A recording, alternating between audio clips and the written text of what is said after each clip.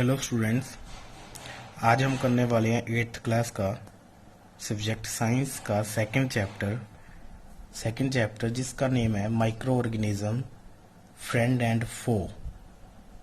मतलब friend means आप सभी जानते हो, फ्रेंड मीन्स दोस्त और फो मीन्स एनिमी, दुश्मन।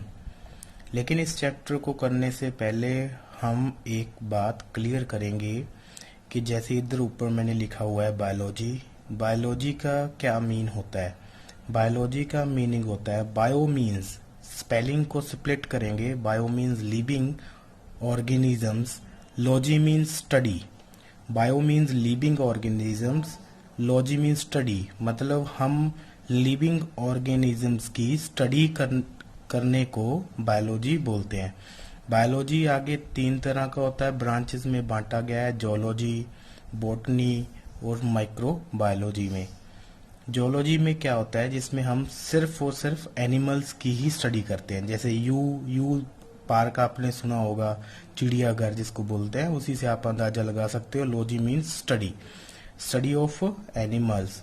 बॉटनी में स्टडी ऑफ प्लांट्स की, सिर्फ प्लांट्स की ही स्टडी करेंगे हम, उसको ये ब्रांच है बायोलॉजी की।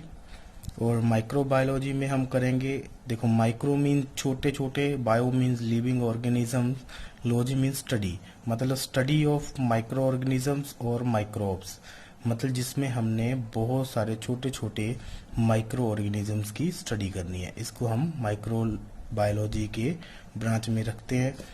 तो स्टूडेंट्स आगे हम चैप्टर स्टार्ट करेंगे माइक्रो ऑर्गेनिजम्स। और देखो ये माइक्रो ऑर्गेनिजम्स वाला चैप्टर जो है ये इस ब्रांच में आ रहा है, माइक्रो बायोलॉजी ब्रांच में आता है। तो मतलब छोटी सी ब्रीफ इंट्रोडक्शन आपको 8th क्लास में दी गई है, इसी ब्रीफ इंट्रोडक्शन को हम इधर पढ़ने वाले हैं और आपको बहुत ज़्यादा चीज़ें समझ में आएंगी और बहुत इंटरेस्टिंग चैप्टर है, तो ध्यान से पढ़ना आपने, ठीक है। चलो स्टार्ट करते हैं। Micro organisms friend and foe. Friend means दोस्त, फो मीन्स एनिमी, दुश्मन। मतलब जो माइक्रो ऑर्गेनिज्म, माइक्रो मीन्स छोटे छोटे ऑर्गेनिजम्स आपके दोस्त भी हो सकते हैं और आपके दुश्मन भी हो सकते हैं। वो कैसे है वो हम देखते हैं आगे चैप्टर के अंदर। जैसे यहाँ पे लिखा हुआ है, एक एक लाइन के साथ हम कंप्लीट करेंगे इस चैप्टर को। You have seen several kind of plants and animals. आपने बहुत सारे प्लांट्स भी देखे होंगे, आपने बहुत सारे एनिमल्स भी देखे होंगे। However, there are other living organism, और इनके अलावा बहुत सारे और भी लिविंग ऑर्गेनिजम्स होते हैं अराउंड अस, आपके आले दुआले, आपके एनवायरनमेंट के अंदर, which we normally can not see, जिनको आप नहीं देख सकते। देखो आपने प्लांट्स भी देख सकते हो, एनिमल्स भी देख सकते हो, लेकिन एक इस तरह के, इस किस्म के जो एनिमल होते हैं जिनको आप नहीं देख सकते, जैसे कि these are called micro organisms और माइक्रोब्स, जिनको आप माइक्रो ऑर्गेनिज्म बोलते हो। आप इनको डायरेक्ट नहीं देख सकते, इनको देखने के लिए आपको माइक्रोस्कोप की जरूरत पड़ेगी ही पड़ेगी। For example, you might have observed that during the rainy season, moist bread gets spoiled. देखो जैसे आपने यहाँ पे एग्जाम्पल के तौर पे लिखा हुआ है कि जैसे आपने रेनी सीजन होता है, बारिश होती है बहुत ज़्यादा, तो आपके घर पे सभी बच्चों के घर पे ब्रेड होते हैं खाने के लिए। तो ब्रेड क्या होते हैं, अगर ओपनली छोड़ दो उस ब्रेड को, तो वहाँ पे उस ब्रेड पे क्या हो जाता है, एक ब्लैक सा, एक मतलब मोल्ड जैसा, जिसको आप उल्ली बोलते हो, उल्ली मोल्ड जैसा वहाँ पे जमा होना स्टार्ट हो जाता है। तो ब्रेड हमारा क्या हो जाता है, स्पॉइल्ड, खराब होना स्टार्ट हो जाता है। जैसे लिखा हुआ है, its surface get covered with greyish white patches, और उस ब्रेड के ऊपर ग्रेइश वाइट पैचेस अपीयर हो जाते हैं। और these patches through a magnifying glass, और इन पैचेस को आप मैग्नीफाइंग ग्लास के थ्रू देख सकते हो। मतलब वो जो ग्रेइश पैचेस होते हैं, ग्रेइश वाइट पैचेस होते हैं, ये ब्रेड मोल्ड होती है, ये ब्रेड को पूरे को खराब कर देती है। और इसको लगने के बाद आप इस ब्रेड को फेंकना सही समझते हो, खाते नहीं हो। फिर आप अगर खा जाओगे तो आपको बहुत सारी भयानक बीमारियां हो जाएंगी। वो कौन कौन सी हैं वो आगे देखेंगे हम। चलो आगे लिखा हुआ है माइक्रो ऑर्गेनिजम्स एक्टिविटी के साथ। तो स्टूडेंट्स जैसे आगे माइक्रो ऑर्गेनिज्म एक्टिविटी 2.1 लिखा हुआ है, तो इसमें लिख रहे हैं कि सम collect some moist soil from the field in a beaker and add water to it। मतलब आपने जैसे देखना है कि कोई moist soil आपके अराउंड में, आपके एनवायरनमेंट में होगी, कहीं भी आपको मिलती है, वो कलेक्ट करो एक बीकर के अंदर और उसमें कुछ पानी जो है वो ऐड करना है और फिर उसको डिस्टर्ब ना हो, उसको एक साइड पे रखना है ताकि जो सॉइल पार्टिकल हैं वो सेटल डाउन हो जाएं। सेटल डाउन होने के बाद आप ऑब्जर्व करोगे कि जो सॉइल के पार्टिकल्स हैं वो नीचे हो गए और पानी जो है ऊपर ऊपर जब आ गया, साफ साफ आपको दिखने लगा, तो उस पानी में से आपने एक ड्रॉप को लेना है वाटर की और आपने फिर माइक्रोस्कोप के अंदर देखना है स्लाइड के ऊपर रख के, तो आपको बहुत सारे माइक्रो ऑर्गेनिज्म आपको देखने को मिलेंगे। तो इस तरह से एक्टिविटी 2.2 इसमें लिख रहे हैं, देखो take a few drop of water from pond. देखो पॉन्ड मीन छप्पड़ होता है, जो गांव के स्टूडेंट होते हैं विलेजेस के, वहां पे छप्पड़ होते हैं बहुत सारे। तो छप्पड़ में से आपने क्या करना है, कुछ फ्यू ड्रॉप्स लेनी है, जैसे ड्रॉपर की हेल्प से आपने वो लेकर के एक ग्लास स्लाइड के ऊपर रखना है, फिर माइक्रोस्कोप के अंदर देखना है, तो आपको बहुत सारे माइक्रो ऑर्गेनिज्म आपको देखने को मिलेंगे। वो आपको स्कूल में एक्टिविटी करवाई जाएगी, तब आपको दिखाया जाएगा पॉन्ड वाटर का, ये पूरे का पूरा एक्टिविटी होती है। आगे देखते हैं आगे क्या लिख रहे हैं चैप्टर के अंदर। आगे लिख रहे हैं, these observation show that water and soil are full of tiny organism. देखो वही लिख रहे हैं कि इस ऑब्जर्वेशन के अंदर आप देखोगे कि जो सॉइल होती है जिसमें से आपने वाटर का छोटा सा सेक्शन निकाला और आपने माइक्रोस्कोप के अंदर देखा, तो देखा कि आपने बहुत सारे टाइनी ऑर्गेनिज्म, टाइनी मीन्स बहुत छोटे छोटे ऑर्गेनिज्म, जो आपको डायरेक्ट देखने को नहीं मिलेंगे लेकिन माइक्रोस्कोप के अंदर आपको दिख जाएंगे वो। तो not all of them fall into the category of micro organisms, लेकिन हम सभी को मतलब माइक्रोब्स की कैटेगरी में नहीं रखते। दीज माइक्रो ऑर्गेनिजम्स और microbes are so small in size that they can not be seen with unaided eyes. मतलब इसमें लिख रहे हैं कि माइक्रो ऑर्गेनिज्म या माइक्रोब्स बहुत छोटे छोटे साइज के होते हैं, जिसमें जो हमें डायरेक्ट, मतलब आप अगर डायरेक्ट देखो, अनएडेड आई मतलब अगर आप माइक्रोस्कोप का यूज ना करो, किसी मैग्नीफाइंग ग्लास का यूज ना करो, तो आपको अगर नहीं दिख रहे वो ऑर्गेनिज्म, तो उनको हम माइक्रो ऑर्गेनिजम्स बोलते हैं।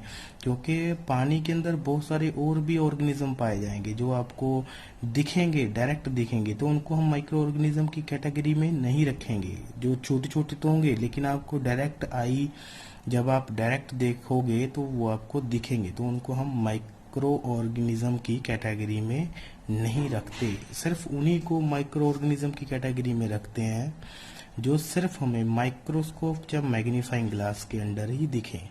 सम of these such as the fungus that grow on bread. जैसे फंगस होती है ब्रेड, जैसे मैंने पहले भी बताया कि ब्रेड के ऊपर मोल्ड, जैसे फंगस, यहाँ पे फंगस लिख रहे हैं, सेम बात है, ग्रो कर जाती है, उसको आप मैग्नीफाइंग ग्लास के थ्रू भी देख सकते हो, ठीक है।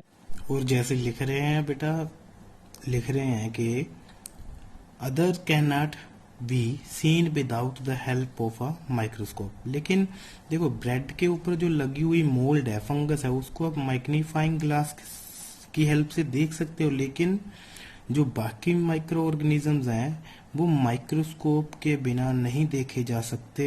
उनको आप मैग्नीफाइंग ग्लास से देखने की कोशिश करोगे तो आपको नहीं देखने को मिलेंगे। उनको देखने के लिए आपको सिर्फ और सिर्फ माइक्रोस्कोप तो चाहिए ही चाहिए, जो आपको स्कूल में इजीली अवेलेबल हो जाएगा। That is why these are called micro organisms और माइक्रोब्स।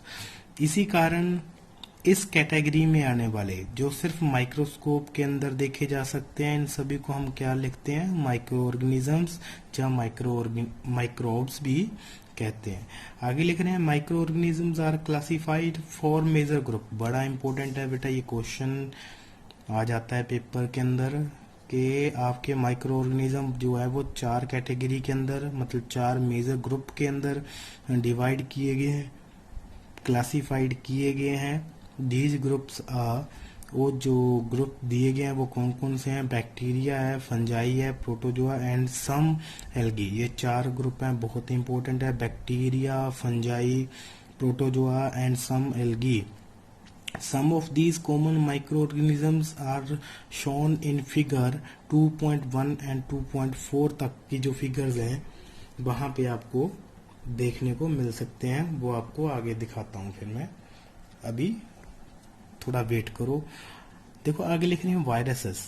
एक वायरसेस भी होते हैं, ये भी माइक्रो ऑर्गेनिज्म ही होते हैं, ये भी माइक्रोब्स होते हैं, लेकिन ये भी माइक्रोस्कोपिक भी होते हैं। ये माइक्रोस्कोप की इनको भी आप माइक्रोस्कोप की हेल्प के बिना नहीं देख सकते। लेकिन वायरसेस का एक जो मतलब मेन जो होती है, जैसे हम बोलते हैं, जैसे प्रॉपर्टी बोलते हैं, जैसे प्रॉपर्टी तो नहीं बोलेंगे इसकी, वायरस का एक मेन फीचर होता है क्या, कि ये अगर बॉडी के आउटसाइड है, बाहर है, तो ये एक्टिवेट नहीं होता, ये कोई भी नुकसान नहीं देता।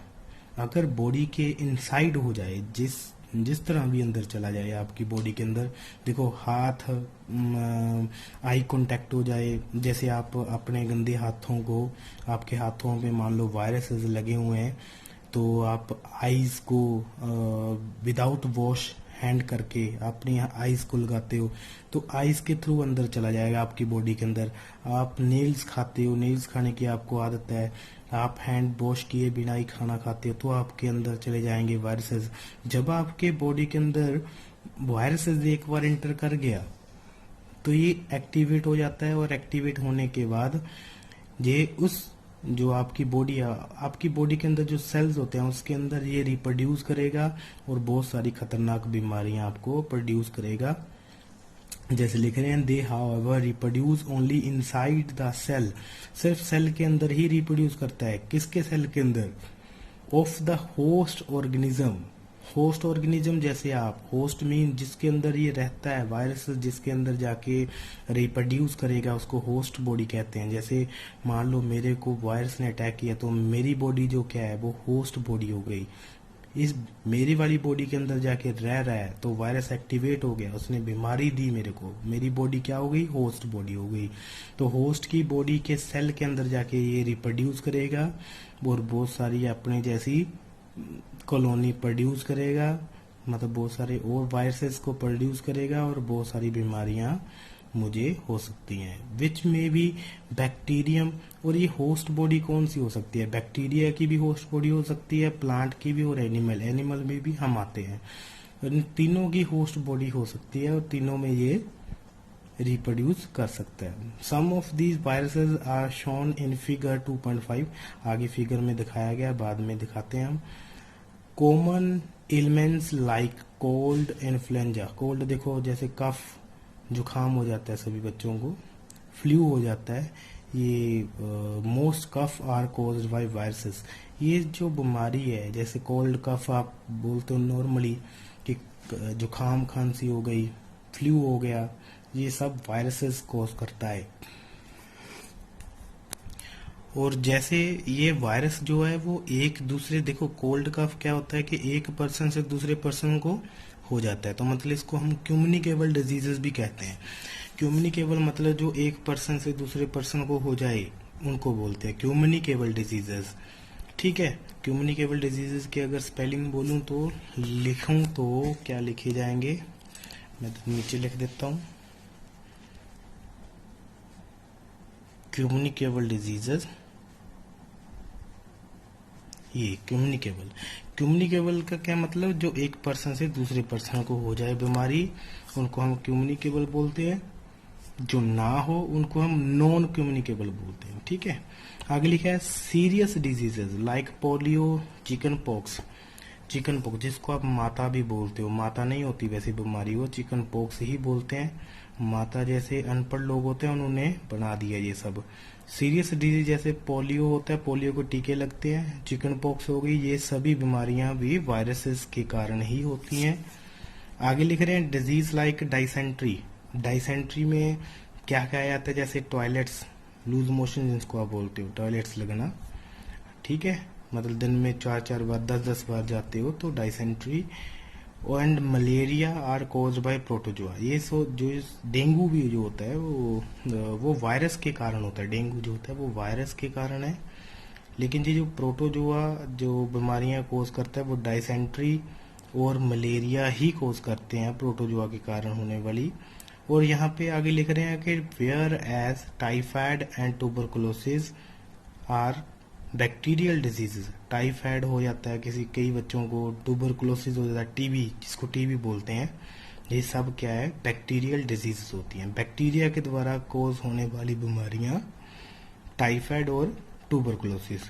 प्रोटोजोआ के कारण होने वाली बीमारी क्या है, वो डाइसेंट्री एंड मलेरिया है, जो प्रोटोजोआ कोज करते हैं, प्रोटोजोन कोज करते हैं।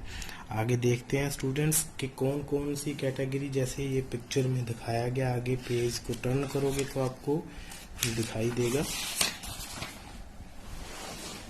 साइड देखो, यहाँ पे देखो बैक्टीरिया की दो अलग अलग शेप दिखाई है, जैसे स्पाइरल बैक्टीरिया आपको रेड कलर में पिक्चर में दिख रहे हैं और ब्लू कलर वाली पिक्चर में रोड शेप्ड बैक्टीरिया, दो तरह के बैक्टीरिया इधर।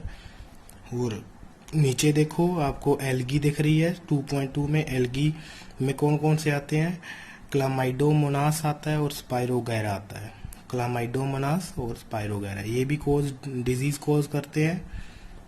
और इसमें प्रोटोजोआ में देखो अमीबा और पैरामीशियम आते हैं, इसकी पैर लाइक स्ट्रक्चर होती है, फुट लाइक जो स्ट्रक्चर होती है, जैसे आप जुत्ती पहनते हो, जुत्ती के देखो नीचे वाला जो होता है वो बेस होता है उसकी तरह होते हैं ये पैरामीशियम।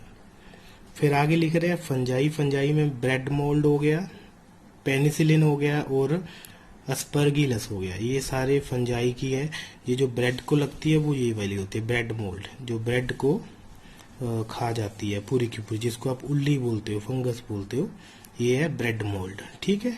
पेनिसिलिन हो गई, अस्परगिलस हो गया। और यहाँ पे आपको वायरस दिखेंगे, ये वायरस की स्ट्रक्चर है, ये ऐसे होते हैं वायरस, बहुत तरह के। ये अगर बॉडी के बाहर है तो आपको इनएक्टिवेट मिले, कोई नुकसान नहीं देते, अगर बॉडी के अंदर चले जाएं तो आपको बहुत सारी खतरनाक बीमारियां ये दे सकते हैं। तो स्टूडेंट इस वीडियो में सिर्फ इस चैप्टर के लिए सिर्फ इतना ही करवाऊंगा आज। आप सभी बच्चों ने क्या करना है, जितना मैंने अभी करवाया आपको फर्स्ट पेज और इस पिक्चर को पूरे ध्यान से देखना और रीड करना ध्यान से, और क्या क्या बोला मैंने वो सब ध्यान से सुनना, कॉपी पे राइट करना। तो अभी के लिए बस स्टूडेंट्स इतना ही, नेक्स्ट वीडियो में मिलूंगा नेक्स्ट वाले टॉपिक लेकर के, इंटरेस्टिंग चैप्टर है। तो students take care, have a nice day.